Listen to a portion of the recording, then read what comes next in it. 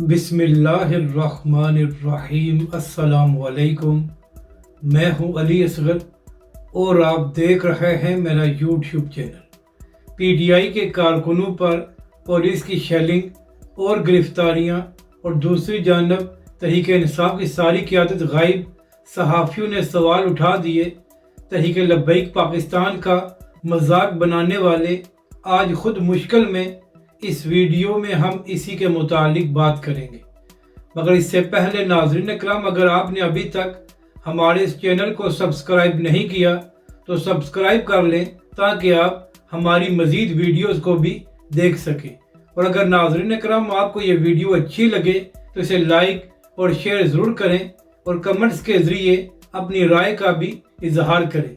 तो नाज़रीन इकराम, मामला ये है कि 2 दिनों से पीटीआई प्रोटेस्ट कर रही है और पुलिस की जानब से पीटीआई के कारकुनों पर शेलिंग भी की गई है और इसके साथ साथ कुछ कारकुनों को गिरफ्तार भी किया गया है।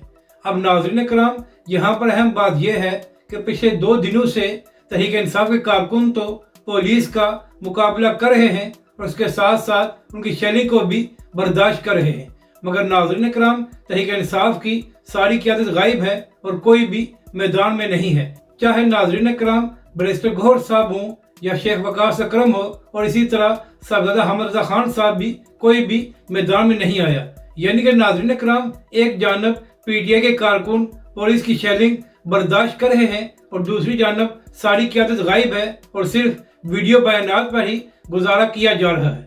तो इसी हवाले से नादिर बलोच साहब जो एक सहाफ़ी हैं और माशाल्लाह अगर आप उनकी ट्वीट्स देखें तो वो पीटीआई के कारकुनों से बढ़कर इमरान खान साहब और पीटीआई को डिफेंड करते हैं। तो आज नादिर बलोच साहब ने भी ये सवाल उठा दिया है कि आखिर 2 दिन गुजर गए हैं तो पीटीआई की क़यादत क्यों गायब है और कोई भी सामने क्यों नहीं आ रहा।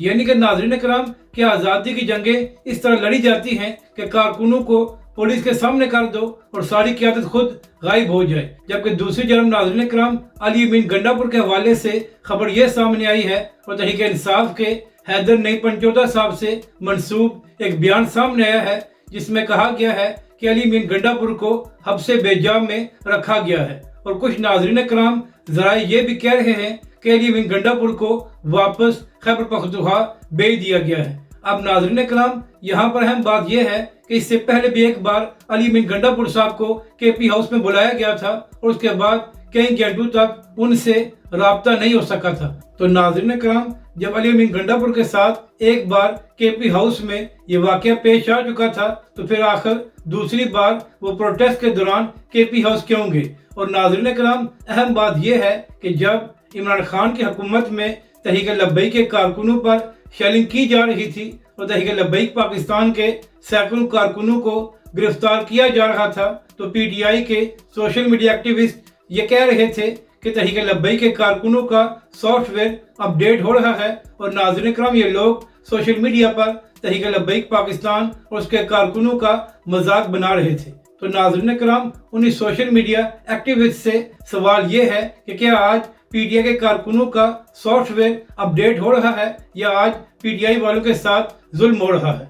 यानी कि नाज़रीन कराम, जब तहरीक-ए-लब्बैक पर पुलिस शेलिंग कर रही थी तो यही लोग कह रहे थे कि लब्बैक वालों का सॉफ्टवेयर अपडेट किया जा रहा था और ये लोग पुलिस वालों की तारीफें कर रहे थे। तो आज जब वही पुलिस पीटीआई के कारकुनों पर शेलिंग कर रही है तो आज इन्हें एहसास हुआ है कि ये सॉफ्टवेयर अपडेट नहीं होता बल्कि इसे जुल्म कहते हैं। तो नाज़रीन कराम, आज यही सवाल तहरीक-ए-लब्बैक के कारकुन भी सोशल मीडिया पर पीटीआई वालों से पूछ रहे हैं। अगर आपको ये वीडियो अच्छी लगे तो इसे लाइक और शेयर ज़रूर करें और हमारे इस चैनल को भी सब्सक्राइब करें।